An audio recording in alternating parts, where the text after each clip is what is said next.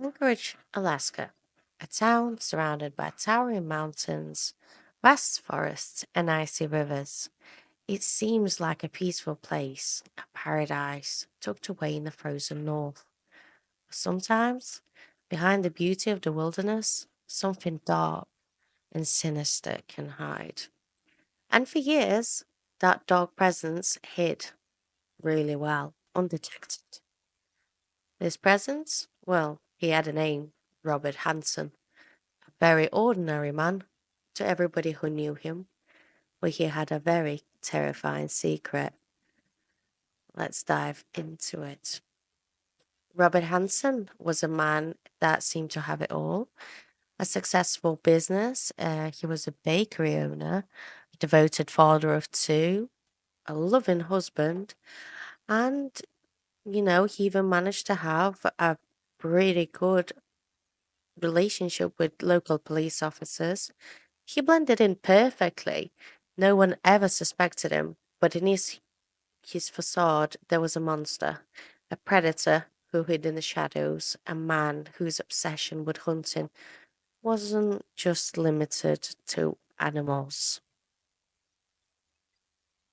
But Robert's story began long before he settled in Anchorage. Born in 1939 in Estherville, Iowa, Robert Hansen's childhood was far from perfect. His father was harsh, Danish immigrant who ruled their household in a very strict manner.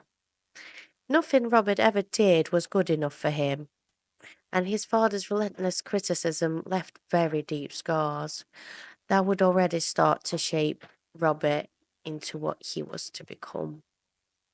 As a child, Robert also struggled with a stutter, and of course, that he had tauntings from his classmates, and that fueled him to become more angry and bitter. And then there was his face too. He had severe acne and it left him with plenty of scars on his face, which amplified his feelings of humiliation. Robert was an outcast, constantly bullied and rejected. But this rejection twisted inside of him, creating dangerous resentment towards those who had made him feel inferior. And his anger grew, festered until it became something much darker. It wasn't long before Robert's frustration found an outlet. He turned to hunting, first for sport, then for control. The wild gave him something he craved: power. It gave him the illusion of mastery over life and death. But this thirst for control wasn't just limited to animals. Oh no, Robert soon set his sights on something far more sinister. In adulthood, like we already said, Robert had lovely life, very normal, married, two children, successful business. But deep down, his obsession with control continued to grow. He would spend hours out in the wilderness hunting for animals, yet it wasn't enough. It was never enough for Robert. He wanted more. And his resentment and hate towards women, especially, was getting deeper. And he became very fascinated with the dark thoughts and fantasies that led him even deeper into the things that he could do. And on June 13th, 1983, that will be the day when we actually find out what sort of dark fantasies he had managed to fulfill. That is the day we have known of the first victim. That was named Cindy Pawson, 17 years old. She was a street worker from Anchorage. And of course, she didn't have no idea about Robert and his darkness and, horrors that he intended to do. And she just approached him and got into his car when he offered her money for her services. And straight away, he had a gun pointing at her, made her put handcuffs on, and he drove her straight to his house, where he held her captive for many hours. She was tortured for a very long time, and of course, Cindy realized that she's not going to make it out alive, especially when Robert decided to show her all the guns and knives he had used previously on many women before her. And after all of that, Robert decided that he was tired and he was going to take a nap. So he did, and of course, that left Cindy petrified and horrified what is going to happen to her. She could not escape where she was because she was attached to a beam through the handcuffs. And then later on, when Robert woke up, he threw Cindy into his truck and he drove her to airport where he had his private plane. While Robert had to talk to our assistant, Cindy saw her opportunity. She bolted from that car as fast as she could. In that moment of pure courage, Cindy ran through the streets in the freezing cold. Her heart was just pounding in her chest. She didn't stop until she found help. Luckily, a passing truck took her straight to the hospital. But even then, her nightmare wasn't over. The police at the time, especially, they didn't believe her. They thought, you're making this up. You're a street worker. They didn't see her as a person at all.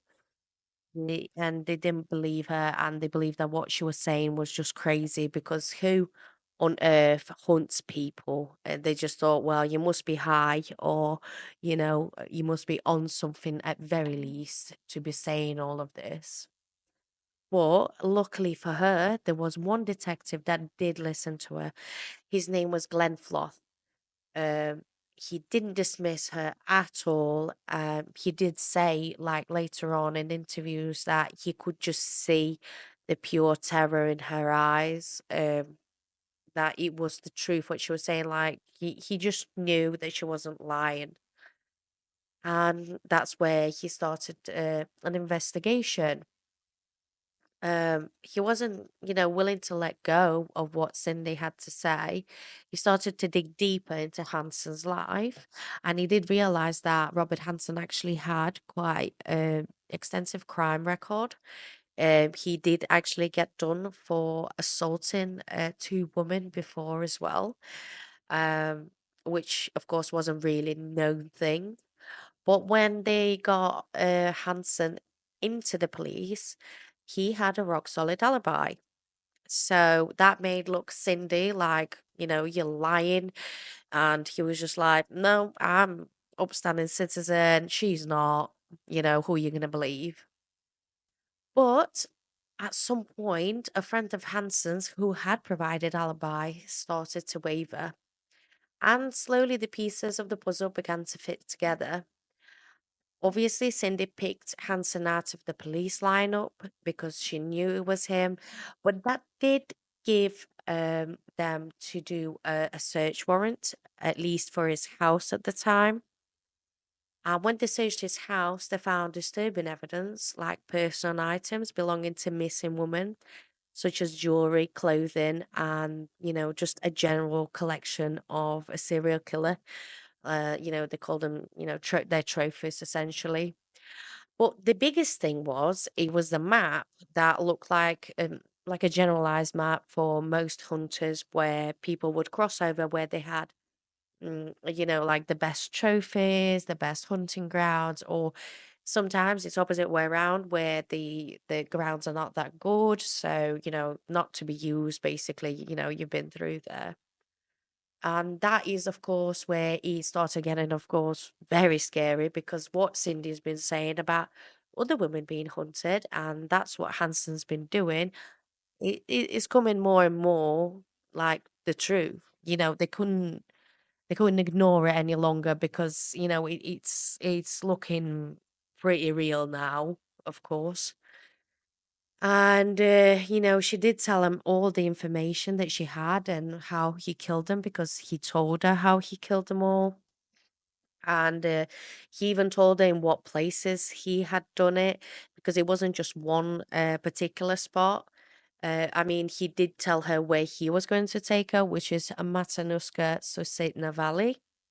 It's only able to get there via plane or boat. It's not accessible in any other way. Mm, and obviously, when police realized that that is one of the locations, which was the closest ones to him, they decided that they will go there first. Because, of course, if he was going to take her there, uh, as he mentioned to her before she ran away, is the fact that he had killed somebody previously on there, just few weeks before, essentially. So they thought, that's the best place to look for it first. Um, but it took them a very long time to get to it just because of the weather. And when they did find some human remains, and it was right. These women have been actually hunted. They've been dispatched like you would a wild animal, which is either shot to a heart or shot to a head. Which is, it's just scary to think that someone is capable of doing that. And, those are the fantasies that are running through someone's head. Um, I mean, he's got to be pretty crazy, way of thinking. Uh, anyway, altogether, they found remains of at least 12 women. They were located in all around different places that were on the maps. Uh, they did also manage to basically find more remains than what they have said. But because they couldn't identify them, they, left them behind essentially because they weren't sure precisely if they belonged to a man or a woman. So, but there was more. They said that there were enough remains up to 21 person, they believe, but there were 12 that they were somewhat identifiable in a way. Um, but Robert, of course, he still believed he was untouchable. He was saying, like, it's all a coincidence. It's not to do with me. The fact that it all happened, he was still very deep in the thought that, no, like, I'm innocent. I don't care what you're saying. And he didn't give him any information for a very long time. But when he did essentially started talking, and he started, saying to him like, "Yeah, this is the girl." When they showed him photographs of the girls, and he actually started looking at them, and then you were saying like, "Well, actually, yes, I know this is the girl. I remember her, like somewhat of a name, or I remember her, but he wouldn't know the name." And they asked him the reason of why he went behind these, after these girls, and he said because in his eyes they're not going to be missed and nobody's going to be looking for them because they were street workers or runaways. So, he essentially thought that, like Cindy, what happened to her at the beginning, that would happen to the other woman as well. So, if they was to turn to police, that police is just going to go, you're crazy, you're a street worker, we don't really care. It was really lucky in Cindy's case that somebody did believe her. Uh, but obviously it was just one of those times, and unfortunately, it happens a lot to street workers in general, where police don't believe them, because they just just believe they're not like worthy of help, unfortunately. But everybody's worthy of help. You can't just be looking at people like that. But those were the times as well, those were the years that people weren't treated really nice. Um, so yeah, Hansen was actually only charged with four murders because those were the ones that he basically agreed to. And they only could manage to sentence him with four, even though they had 12 that was identified. Um, he was sentenced to 461 years in prison without possibility of parole. Um, he did die in prison, but before leaving a trail of horror, obviously, he would never be forgotten for all the things he had done. He died at the age of 75 from natural causes that were because of his ongoing health problems. I mean, you still got to remember this is just a man, a man who managed to hide his real intentions for a very long time. But at the same time, it's still a crazy, chilling reminder that, you know, humans are monsters. End of the day, we can say what we want, but we humans are monsters. And sometimes you got to be very careful. And in reality, all these people, they live among us, unseen. You would never guess it. But anyway, we close this dog chopper. But remember, stay safe because anybody anybody could be the serial killer, and you just would never know. And trust your instincts. If you ever feel like somebody is a bit off, then keep your distance because you never know. You might just fall into their trap, and just better not. Better safe than sorry. Anyway, thank you for watching. Please like, subscribe, and comment on which case we should cover next. And remember, stay safe, stay aware, because in shadows there may be someone watching.